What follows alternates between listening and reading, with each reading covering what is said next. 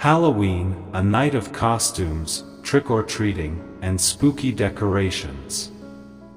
But have you ever stopped to think about its origins and meaning? As Catholics, should we participate in this celebration?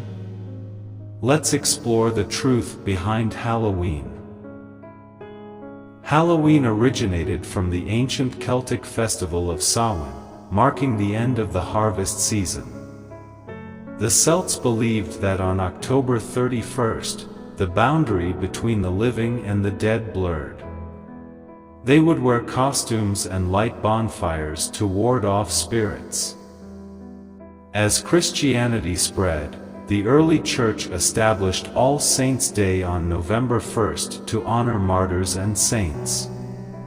The evening before became known as All Hallows' Eve, later shortened to Halloween. However, the pagan traditions and symbolism persisted. Today, Halloween often glorifies darkness, evil, and the occult. Dressing up as demons or other evil entities can desensitize us to the reality of spiritual warfare. As Catholics, we know that our struggle is not against flesh and blood, but against principalities and powers of darkness. So, how can we, as Catholics, observe this time of year?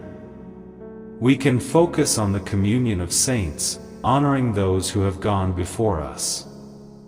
We can pray for the souls in purgatory and celebrate the triumph of good over evil. This Halloween, let's reclaim the true meaning of the season.